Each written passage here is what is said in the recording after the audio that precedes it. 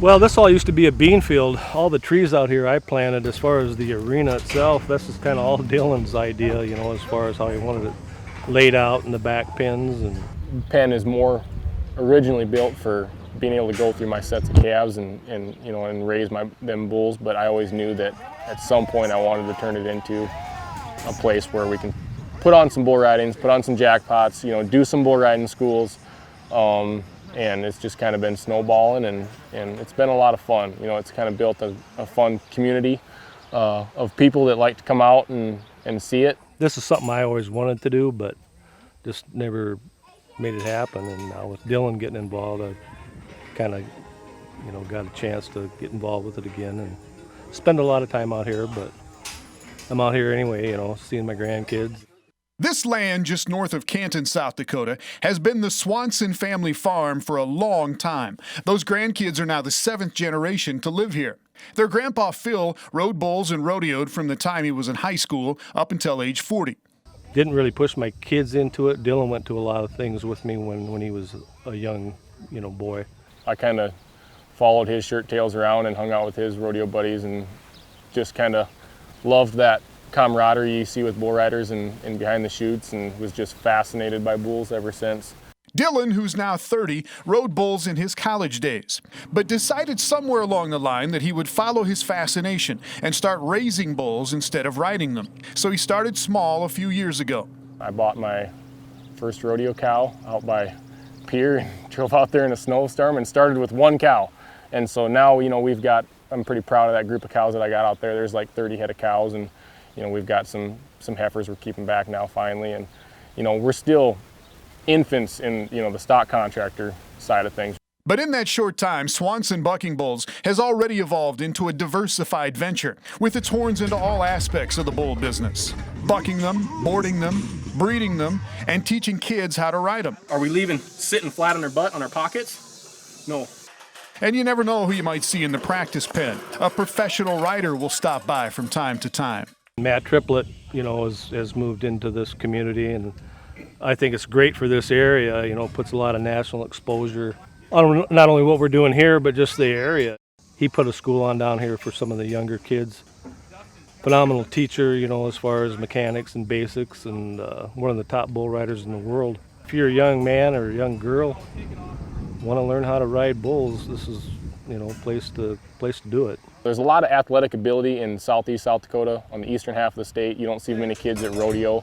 Not very many kids high school rodeoing in bull riding or any of the rough stock events, and not because they wouldn't, but because they don't know about it. They don't have a place to go learn about it, you know. So I wanted to start, you know, putting this pen together and offering practice pens, but don't have a herd of 30 or 40, you know, rider age bulls of my own to be able to offer for kids. So we just kind of facilitated it to where I'd have other contractors, you know, bring bulls over and kind of organize some practice nights. So we're trying to offer that with the mini bulls and kind of build that herd and have enough of them around to where when them kids are young, they can start off getting on, you know, walk, trot, buck a little harder, buck a lot harder, you know.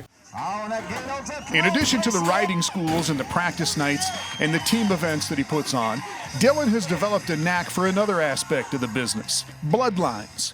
He is becoming a mad scientist of sorts in the breeding of bucking bulls. You might have a breed bull that really puts a lot of heat into those calves, where they come out and they're trying to drill a hole in the ground, but they don't have a lot of that kick to follow it up with. And so if you've got some cows where you know enough about their lineage and what they're crossed with, and you can throw some more kick into that, well, maybe you got a secret sauce. He can tell you bulls that I used to ride, and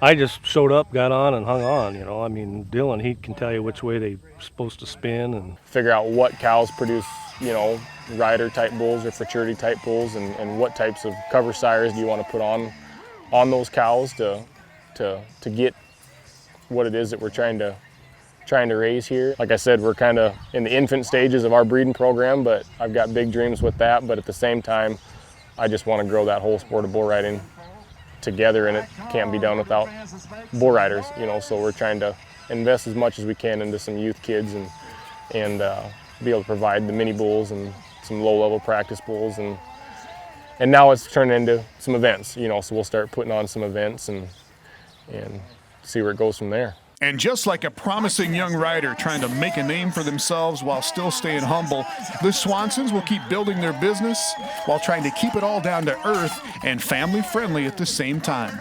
You know, people ask me, are you ever going to put it in the, you know, under a roof or anything like that? I like our little outdoor pen. You know, it works for me. If I want to start some colts, I can ride some horses in it. I like being outside. I like the evenings. We've got some pretty sunsets here that come across these trees, and we can buck bulls. And you know, we'll do some small events here, and when we do larger events, you know, we'll find a venue for that. But I like to kind of keep this as a backyard bull riding feel and kind of a community type deal. And I don't want it to get too big, but I'd never turn down more back pen space. I know that.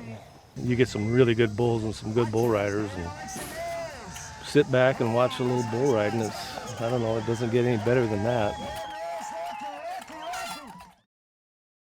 Dylan has worked as an agronomist, and he recently started a seed and chemical business. He said that's actually given him more time now to spend building his dream. And he also gives big thanks to the local contractors and the breeders in the area that have gone before him and shown him the way to success in the bull business.